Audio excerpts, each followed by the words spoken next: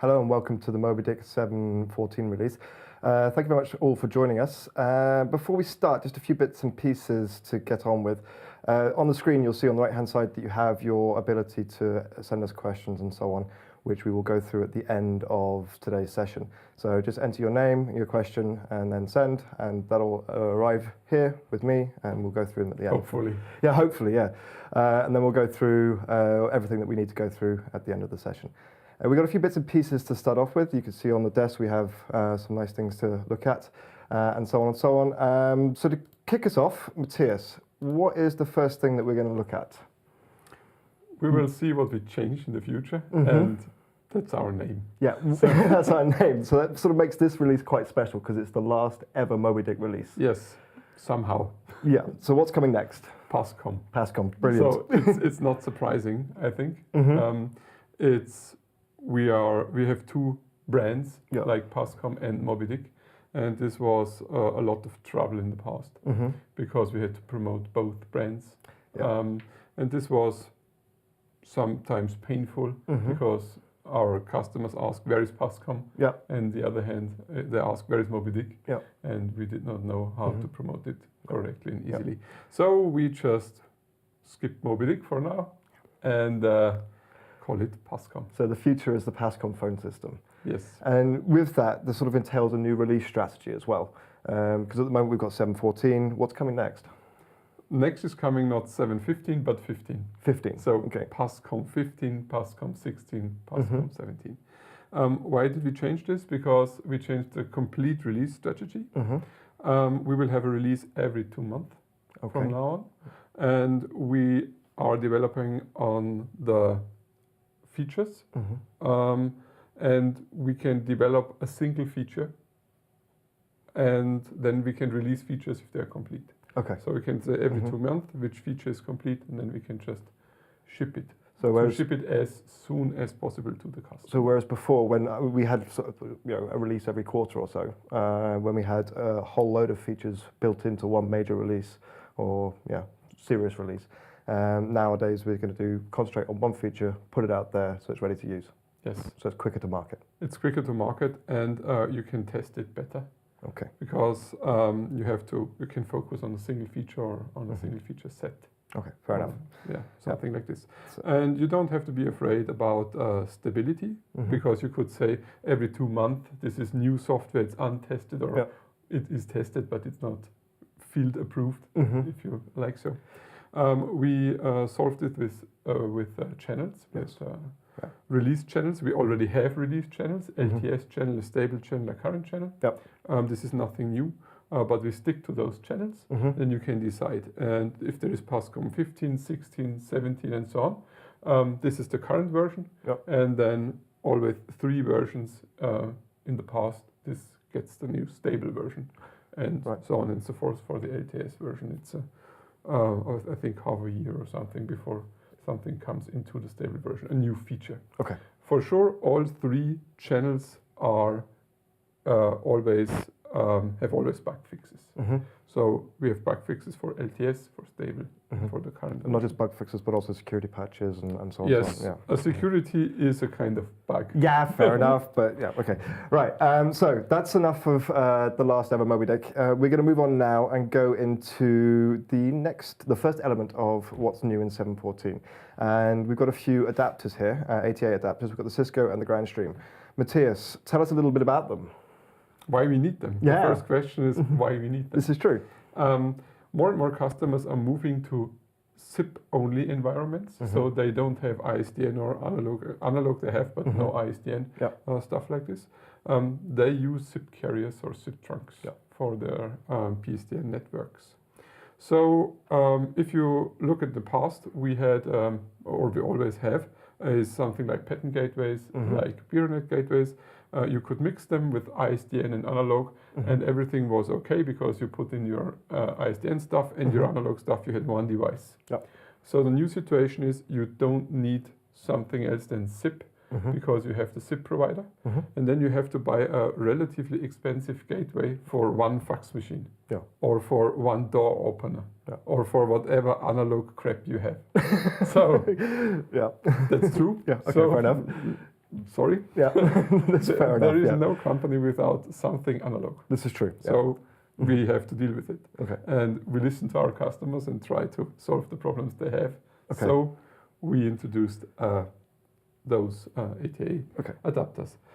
This is the one of Grandstream. It's a 2-port adapter, isn't it? Yes, it's 2-port, 2 analog ports plus 1 Ethernet port, and you just plug it in and plug it to your Ethernet network on the one hand, on the other hand to your analog, whatever.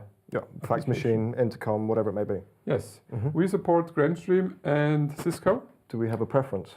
Yes, Grandstream. Is that why it's sitting here? Yes. Fair enough. So Cisco is a relatively common ATA adapter, so we support it, but it has a drawback. If you want to use it in a secure environment, this means TLS, encryption enabled, stuff like this, you need a certificate from Cisco. So you cannot use any SSL certificate, as in the cloud stack, or with the Grandstream ATA. You have to have one of Cisco. And I think this is relatively complicated for most of our customers to buy one of the Cisco certificates and prove them or something like this. So if you want also secure connections and it's important for you to use our cloud stack or something like this, then please use the Grandstream. Okay. If you have a local environment without encryption, then you can use whatever you want. Okay. And what we should also mention is we can use both of those ATA adapters already with mobydick, but you had to configure it by hand. But now they support auto-provisioning and so on and so on. Okay, cool. So that's very good cost-effective solution for the ATA there. The next thing we've done also with Grandstream is we've integrated support for their GXP 1600 and 2100 phones along with the GXV video phones. So we've got one on the desk here. I believe this is the 2135. Off the top of my head, not sure. But yeah, so this is new for 714. The reason why we've integrated these phones is we try to cover for not just us, but also for our partners as well in channel sales, as many niche markets as possible. And obviously, you know, in some markets there are price issues or price sensitivities and deployments as well. So we've decided to take the Grandstream phones because they're very cost effective. They have lots of functionality included, and the design is also pretty elegant and sleek. So if you've got, for example, a larger deployment with like hotel rooms or contact center or whatever it may be, where price is an issue, the Grandstream phones offer a very good solution, and now they are supported with 714 onwards and with auto provisioning and so on and so on. Is there anything in specific that we need to know about the Grandstream phones? Yes, maybe that you can feel the difference if you compare it to other phones we support. Then for sure you can recognize that it's cheaper. But in those environments you're talking about, that's not the issue. There is the issue price. So if you have a quality sensitive customer, then maybe this is not the right phone. We don't know.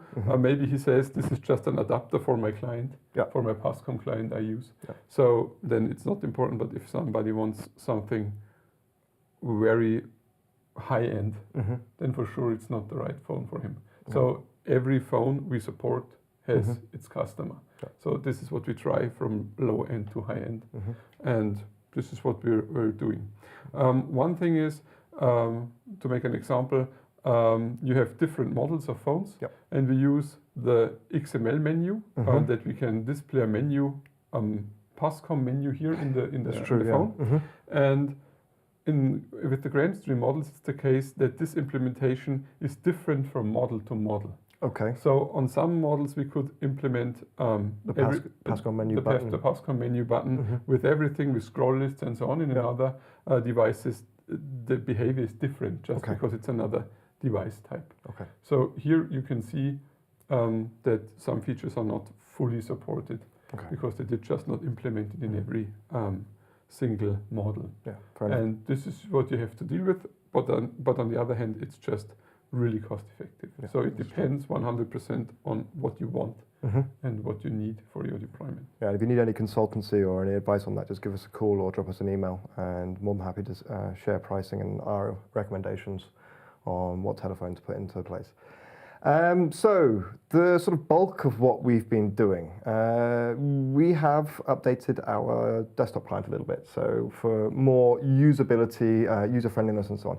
And those of you who are experienced with the old mobydick desktop clients, you'll notice that something is missing from the screen that was just there. We have got rid of all the gear wheels, and we have now made everything much more user-friendly with a few more bits and pieces that we've sort of integrated to support. Yes. The first bits and pieces, Matthias is going to go through with us now. Yes. I will just show it on the live environment. So this is our client. If you're used to our client, you can see all the gear menus are missing. There was a gear menu, here was a gear menu, there was a gear menu. I think there was like 4 or 5 in total. 4 or 5. And this is nothing, this is not a big change, but it was a big issue for our customers because they did never find what they are searching for. This is not true. They found what eventually they need, they found what they needed, but it was a long-winded process. Yes, and for new customers, it was just a little bit confusing. The most topic they complained about was we had a search and dial box, which was one box where you could search and dial. Yep. This is cool because you can search and dial in one box. Yes. But for our standard users, it was sometimes confusing. Yeah. Where should I type in the number? Is this my keypad? Is this where I can make a phone call? So those were the questions. Which icon do I need to select for which function and so on and so on? Yeah. So it was kind of smart, the box, because it could decide is this a number or not. We wanted to make it like Google, a very intelligent box, which does everything. But it wasn't what the people expected. Okay. We tried to make things better. And now you can have different buttons here for search and for dial. And if you want to dial, you really get the dial box. And everybody should understand now here you can dial a number if you want to. One would hope, yeah. Yes. Also, we integrated our outbound rule switcher so that you can choose I want to be another company or I want to use another country for my outbound call now. And stuff like this. And here we have our numpad that even people who wants to type in a number can do this now. And you don't, you're not slower than before, because before you had to click into the dial box and or use our shortcut, command dial, or in Windows it's, I think, control dial.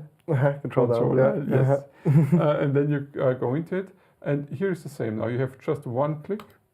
And then it gets directly the focus here, so you don't lose time. Okay. And you don't have to do more clicks than before. Same goes for searching. Now, if you want to search something, you click on the search icon, or you just press Command F, Control F for the search, and then we filter as we did before. And then if you press Return, we search. So this should be much more intuitive now. Even this little printer indicates that I have a fax machine. And everybody loves fax machines for some reason. We don't. So you combine your analog ATA1? Yes, we don't. But we have a full implemented fax server. And people really love it. And so we put it directly into the client. So if you have a configured fax server in the fax machine for you, then I think it's much more understandable for what the end user at the end of the day. Yes, I think if you give this client to somebody and he don't figures out after 1 minute how he can dial something, then he should use a other phone system, maybe. Fair enough. Okay. Next thing we've done in terms of usability for the client, one of the things that was also quite confusing was how to get back to the home screen, so to speak. Yes. What have we done on that sort of functionality? Yes, that's much easier now. If you're somewhere here, maybe in the chat, then you can see the chat opens immediately. It loads immediately the last chat messages. And if you want to go back home, there is a home button now. So it's not confusing. And if you want to do something with your identity, then you just click on your identity and you can do everything you like. So we've introduced some sort of standard behaviors like right-click and so on and so on. Yes, right-click is true. So let's go back to the screencast. You can also right-click now on several places. Here you can right-click and say copy number, or copy detail. Then you copy the whole record. So if you maybe get a call and then you want to inform your colleague by email, that he has to call back Mr. I don't know, then you can say copy details and then you get the whole record into your, how is it called? Yeah, whatever, that's where you can copy and paste. Yeah, the clipboard. The clipboard. Yeah. Clipboard is the English word for it. You can copy to the clipboard and then you can just paste it into your email. You can also copy just the number if you want the number to reuse it somewhere, or you can send the number to the dial pad. This is very handy if you dialed something and then you figure out, no, the extension of that guy is a little bit different. Maybe this is the same company number, but another extension. You just can reopen it in the dial pad and change the last bit of the number. That's quite a nice little touch. Yeah.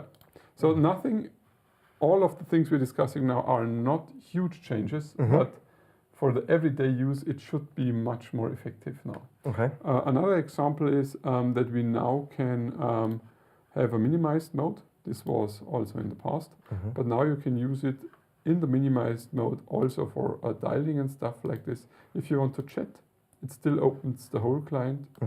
But the main issue you have is dialing, I think. Yes, it's a telephone system. It's a telephone system. And you can do it all in mini mode now. So also this is something we improved. And we had drag and drop for transferring calls. Now you can say I have a call and I want to transfer it. Now you cannot transfer because I don't have an active call, but everybody can imagine that is you can do it now with a right click. Yeah. So we introduced, I think, much more intelligent behavior. A lot of details, but I think the sum of the details make the software better. Yes.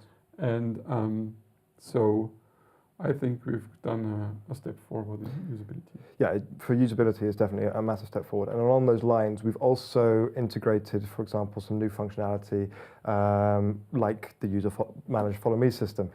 This is one of my favorite things about 7.14. Yes. Yeah. I'm often away at exhibitions or working in home office and so on and so on, and I really love having the ability to control how my end devices are called. And so I have the ability to set the delay, so the order, the sequence in which the endpoints are called. I can differentiate between external calls and internal calls and team calls, so anything that comes over a queue. I find this really a really useful function. But there are some other bits and pieces that we need to know about the FollowMe system. So it's nothing new. No. We already have a FollowMe system since almost since the beginning of mobydick, because this was one of the first cool features. But it was not configurable by the user. That's the big important difference. You had to ask the administrator. And if you talk to administrators, then they say that's good as is, because I don't want my users to play around with their phone setting because I have to fix it all the time. It's a valid point, yeah. So, because we listen to our customers, we made it in both ways. As an administrator, you can allow your end users to use the FollowMe system or not. I can show you how it looks like if you're not allowed. We have a very restrictive administrator here, so we go to the FollowMe system, which you can find here. And now you can see, I can see how it's configured. So nothing special, everything rings all the time, every time. Yep. But you can see I cannot change anything. I can change my favorite phone, as I could in the past. I can change my location, if there are many locations, but I cannot reconfigure what the phones are doing. Yep. And that's the new point. But it's also quite a good point to talk about there, is we do also differentiate between devices that are assigned directly to the user and devices that are assigned to a location.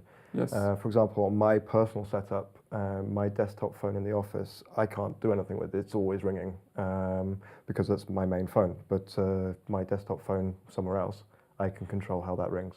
Yes. Yeah. So that's what you can do per user, directly attach devices to the user, or per location. Yeah. So that's our security layer we have there. And this also goes a step further. It's not just on the desktop client as well. It's also available in the mobile app. At the moment, it's in the Android version. So if you go to the Play Store and update your Android app now, you'll be able to use this functionality with 7.14. It's not available on the iOS app at the moment. That's true. First, talk about what's the functionality. So this is a kind of subset of functionality. Yep. So you can only say my mobile device is ringing or not if I get the group call, if I get the call directly to me, or if I get an internal external call. Yep. Why you don't have the full feature set? Because we figured out it just makes no sense. You're on the road. Yes. And you don't need to be able to control the desktop phone. Yeah, then you change your desktop phone from 5 seconds delay to 6 seconds delay. I don't think this makes sense. no odds whatsoever. It's funny. Yeah. But I think you're just confused about 100 controls on your mobile, and that's all. So we cut down the functionality here. And yes, it's available for Android. And we tried to release it for the iOS because it's finished. But we were not able to ship it because of new rules from Apple. And we have to fix those stuff to fulfill the new rules. Okay. And then we can ship it. So it takes That'll be a future release then? Yes. Yeah, fair enough. So for now, only in Android. But for Android, it's working perfectly. Cool. Fair enough. The next big thing that we've done is call labels. They are already in mobydick phone systems, but now they are literally everywhere. So you can get much more detailed call information, not only when the call is coming in, as in with 713, but also historically. You can go through your call histories and you can see the call labels that were attached to the call. And you also have a much more detailed view. Matthias, do you want to give us a quick live demonstration as to what we have for the call labels? Yes, I want to make an example and make some additions to what you said. One of the cool features, besides that you can see them everywhere, the call labels, is that a user is now able to attach it to a phone book entry. This does not sound very spectacular for now. You can attach a label to a phone book entry, but it's a huge power for the end user and for the system. I make an example. You make a new label which is called VIP. Then you can attach the label to a phone book entry, and everybody who is allowed to edit the central phone book can attach some labels to phone book entries. So he could just attach this is a VIP. And then on the one hand, what happens? On the one hand, everybody in the company can see this is a VIP. He can see it in the pickup notifications. He can see it in the journals. He can see it in the dialogue of the call. Almost everywhere, or everywhere where our system is used. Yeah. But on the other hand, you can also make actions because of that label in the call flow. And that's really cool because you get a new call. He has the label VIP, and you say, this is a VIP person, so he will overtake all the other people who are waiting in the queue. Or he's a VIP person, he can also call us out of office hours. Or he can call he's allowed to call the CEO, for example, or whatever it may be. Something like this. So you can work with those labels in the call flow. And this is great power because you could also do something like blacklists, whitelists. You can do something like VIP lists or ship any information and work with this information. And not only an administrator can do that. Sure, the administrator has to create the labels. Actions. You cannot create new labels just because it's funny to have a new label. So the administrator has to define them, because it could be that you use them in the call flow and it would be a mess if everybody could just add new labels, then the system would be confused. So the administrator has to do something and he has to define the call flow, but an end user can have the full control over which label is attached to which customer. And this is really handy. The next cool thing we introduced is that if you use the mobydick connector to import some data into our phone books. From Active Directory, for example. Active Directory, from your CSV file, from some LDAP system, from your database. So it's a great power that we always had to import stuff. And now what's more useful is you can also import labels already at that point. So you can fetch the data from your CRM system or something like this and already attach, let's say, the customer number as label to that customer. The VIP state, the customer state, the he has money or no money state, I don't know. Or he has to pay 10,000 euros before we talk to him again, I don't know. Whatever it may be. Whatever information you can configure it somehow or other. You can configure it. And even at import level. And then you can use the labels to display to your employees or to react in the call flow, but you can also use it to open other applications out of the mobydick client. So we have those action concept where you can just open an URL or open an application directly out of our client, and then you can forward those informations to your application. So let's say you have the customer number or the customer ID inside of your phone book in label. Then you could open your CRM system, which could be a web application or whatever, and pass the variable to that system so you can open the contact directly. And not only for things we integrated already, we integrated a lot of systems already out of the box, but also for new systems or not so common known systems, you can do the integration relatively easy on your own, and that's very handy. So a simple concept like labels is actually very, very useful and very, very powerful. It's very powerful because you can use it on every corner of the system, and this is what it makes so powerful. And I think it's really cool. The problem is you have to understand it once, and you have to understand the new possibilities, but if you got it, it's really cool. So I want to make a simple example that we can see. Live demonstration, dangerous demo. How it works. Yes, a dangerous demo. It's not so dangerous, hopefully. What we have here is our company phone book. And here we have one customer, which is a test. He has an office number. This is the number which will do the call. So the source number. And now we can edit it, and we can say we want to assign labels. The label is VIP, and you can give it a value. So you could say yes, no, 150. So you could also react on a value. This is more VIP than the other one. Like this. But in our simple case, we just say yes. So now this contract, you can see directly in the search, has now the label yes. And we can also use the label here in the backend. Let's say we want to make a new call router. No, not the call label. Here you can see the labels we have. We have a new call router. We add the new call router. And now we can have actions. So actions is like, I want to play a prompt, an announcement. I want to hang up, maybe. So if he is a VIP, we just hang up. So here you can use, this is not what you should do, but just to get the idea. So you can use those labels not only for displaying it in the client, but also for manipulating the call flow. Let's go back to the client and see how this feels for the end user. So James makes a call to the system. It takes a while because we have a weird network infrastructure here out of the studio, back to our data center, then again to the studio, then to the carrier, then into the other carrier.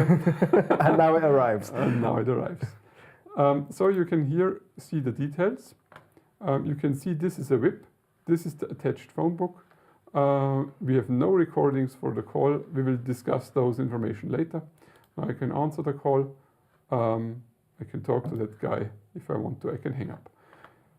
Here you can see also in the journal which labels he had and what was the reason for calling or something. If you can also store some reasons why somebody called, or which number he called, or which country, in which trunk, in which country he called, something like this. So you could also not only use it in the phone book, but also in the call flow to set labels. So this is not the only chance to set it in the phone book. You can also do it directly in the call flow. And here you have all the information, and you can really do a lot with this simple technique. In terms of what we've actually implemented for that, that was one of the most useful things alongside the FollowMe system that I found with 7.14. But then the next point that's coming along is, we said call details are literally everywhere. The labels are everywhere. We've already seen the screen a little bit with the detailed caller information. And if we switch back to our presentation, the things that we can see, this is my entry from our phone system. So if you're quick, you can get my mobile number and things like that, and really annoy me. But anyway, you'll see that I have the customer number. I think it's 30,000. You can see that I've got a recording there and all that kind of stuff. And what I really like is the last 3 calls. Yes. Where you can actually go into the last 3 calls and you can see how those calls were built and so on and so on. That information for me is extremely important in my particular role. I think there are 2 new, very cool information. So the last 3 calls, sure. Yeah. You can go to the information button, click it, and then you can see again the details for that call. Yeah. You can see your recordings, play them, but you could this in the past. And this is also very cool, previous hops. So you can see all the hops which the call made through the system. So you had a very simple one. So this was a direct call just to you. Yeah. You answered it and you talked for 10 seconds. Exactly. So that's relatively easy. But let's say he called the support team or he called the sales team. And then you can see he called the sales team. He waited for 5 minutes until the first guy answered the call. Then he transferred it to the second guy. That's you. The customer is already angry because he waited so long. So you can see all this in the hops which the call made through the system. And it's not just who he's spoken to, but literally the hops are so detailed that you can see, for example, call routers, out of office business hours checks, and so on and so on. Yes. So you see exactly how the call is put together. Maybe it's too much. We will see what customers say. Feedback is always appreciated. Yes, but I think it's really handy. Oh, fair enough. So that's quite a lot for the mobydick 714. So that leads us on to our Q&A session. So I'm going to have a quick look to see what we've got coming in for questions. As I mentioned at the beginning, we will do lots of questions coming in. We've got a few questions already. The first one, is the new client, so the 714 client, compatible with older versions? Older versions of mobydick? No. Sorry about that. Definitely not. No. So why? The idea is that you just use the new client because it had some cool features and use your older mobydick, and then you don't have to update. This never works in our scenario because we're talking to our servers, we implement APIs of our servers, and we enhance APIs of our servers. So you could use it, you could start it, but maybe 90% of the new features just won't show the right data or show nothing or be broken. Right. That's why we force updates. So if you connect an old mobydick client to a newer system, he will automatically update the client. Right. So if you're not ignore that and always click away the update box, you're just forced to update, and that's the reason why to stay compatible. Fair enough. Okay, to the mobile apps. There's a question here. Any plans for a Windows mobile app? This is an interesting question. I get this quite a lot recently. Yes. No. Fair enough. Okay. No, because we are supporting now Windows, Linux, Mac, Android, and iOS. And for now, that's enough because those are the major platforms. And even Linux desktop maybe is not the major platform, so we are already supporting a not so major platform. And to be fair, I did say that I get asked quite a lot. It's growing, but the demand is not there yet to warrant us. If we will see that this is a substantial market share they have, then we will for sure do something. Yeah, but right now it's not in the pipeline. No. Okay, fair enough. Next one, I think you've already touched on it, but clarification on the new release strategy. How will LTS stable and current be managed in the future? I think we already explained it. We did, yeah. We can quickly just again. So there are those 3 channels, and if you stick to the current channel, you always get the newest version every 2 months. If you stick to the stable version, you will get an update every, let's say, half a year. Bug fixes every time, anytime, but new features every half a year, something like this. And if you stick to the LTS version, it takes 1 year until new features go to the LTS version. Fair enough. Okay. We've got another question here. What can we expect from future pascom releases? So, in essence, what's coming from us in the future? That's secret. That's top secret, but it's good. No.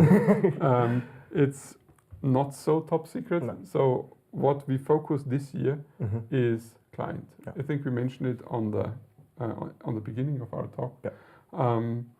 We focus on client and we focus on end users for the next at least 1 year. Okay. And we try to ship new client, better usability, and we try to really do nice things for the end user and unify our platforms. You will see, I think there is a great future for our clients. Yeah. So just You have follow us and see what we're doing. It'll be a case of wait and see, but obviously with the new release strategy every 2 months, you'll find out sooner rather than later this time. Yes. So, yeah, but there is lots of good stuff coming, I promise you that. Next question, we have Grandstream phones. Are they cloud compatible? Yes. Yeah. That's a clear answer.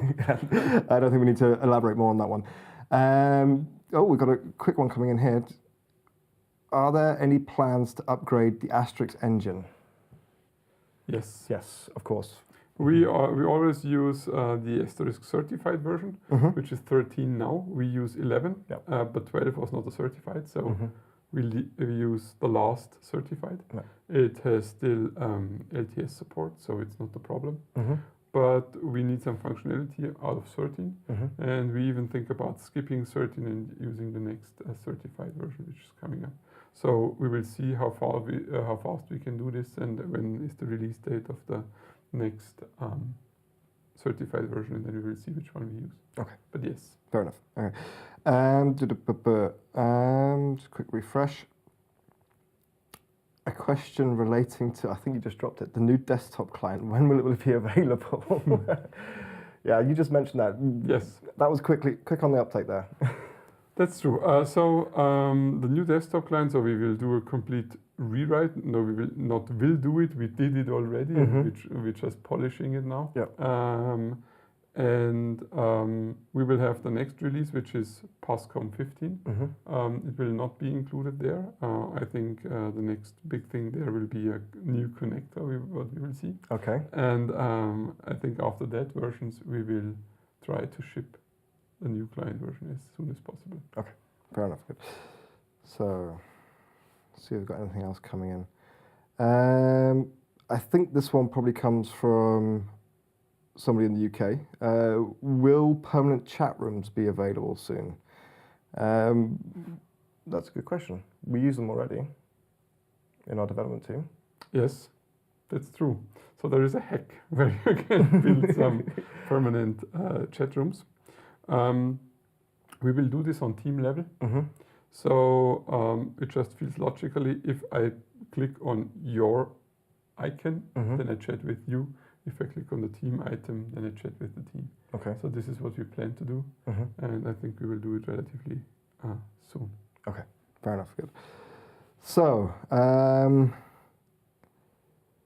next question. Are there any plans for soft phone in the mobile apps? And if so, when? Yes, and very soon. Very soon, yes, and very so soon. So what is the secret behind that? We will create a new platform, or we created it already, and it will be a unified platform for all our devices we support, so desktops and devices. And then there is no longer the separate app for Android, the separate app for iOS. We use the same stack. For sure, we make it look and feel like an iOS app, like an Android app, like a Windows application, like a Mac application. So it has a kind of themes and functionality for platform-specific functionality. But in the core, it will be the same. And it's a big difference to now. Now all desktop applications are the same. Windows, Mac, Linux, it's the same and the same functionality. Almost the same functionality. In Linux, something is a little bit different, but not much. Click to dial and so on. Click to dial and so on. But same goes in future for all platforms. So that if there is a soft phone in the desktop, there is a soft phone for the mobile app. If there is a button for XYZ in the one platform, it will be also in the other platform. So that's the great improvement. And it's also one of the things behind our new release strategy. Yes. There's a bit of sequence that we have to go through first, and you touched on it with the iOS app with the FollowMe system, that we have to implement certain functionality first before we can move down that route. So yeah, it's coming, it's in the pipeline, and definitely you'll hear more information about it fairly soon. Cool.